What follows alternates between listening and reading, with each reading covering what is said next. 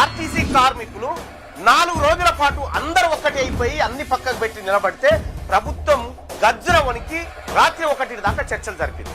మరి తల్లిదండ్రులారా, పిల్లల ఫీజులు కట్టేటువంటి విషయంలో బాధపడుతున్న తల్లిదండ్రులారా, మీ సంగతి రేపే ఇందిరా పార్క్ దగ్గర రైట్ టు ఎడ్యుకేషన్ ఇక్కడ ఇంప్లిమెంట్ చేయించడం కోసం తల్లిదండ్రుల నుంచి భారీ నిరసన వ్యక్తం కాబోతా ఉంది.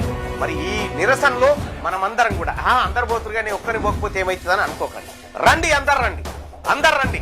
ఇలా పార్టీలకు దానికో దీనికో పోయి వాళ్ళు పెట్టే తింటాం. ఇక్కడ మేమైతే పెట్టము. మేము భోజనం పెట్టకపోవచ్చు, కానీ మీ పిల్లలకు మాత్రం మంచి భరోసా ఇస్తాం. మీ పిల్లల భవిష్యత్తు కోసం బంగారు బాట వేస్తాం. తల్లిదండ్రులారా, రేపు ఆదివారం ఒక అడుగు ఇందిరా పార్క్ దగ్గరకు వచ్చుకోండి. పిల్లల ఫీజులు కట్టలేక అవస్థపడుతున్నటువంటి మీ అందరికీ ఉపశమనం కలగాలి. ఇక్కడ రైట్ టు ఎడ్యుకేషన్ రావాలి. మీ పిల్లలకు 25% ఫ్రీ సీట్లు ప్రైవేటు కార్పొరేట్ స్కూళ్లలో రావాలి. లక్షల రూపాయలున్న ఫీజులు 25-30 వేలకు కుదించబడేటువంటి విధంగా ఆ పోరాటం సాగుతా ఉంది. మీరందరూ రావాల్సిందిగా మరొకసారి మీ అందరిని ఆహ్వానిస్తూ, ఈ ఉద్యమం స్ఫూర్తి ఆర్టీసీ కార్మికుల ఉద్యమం స్ఫూర్తి.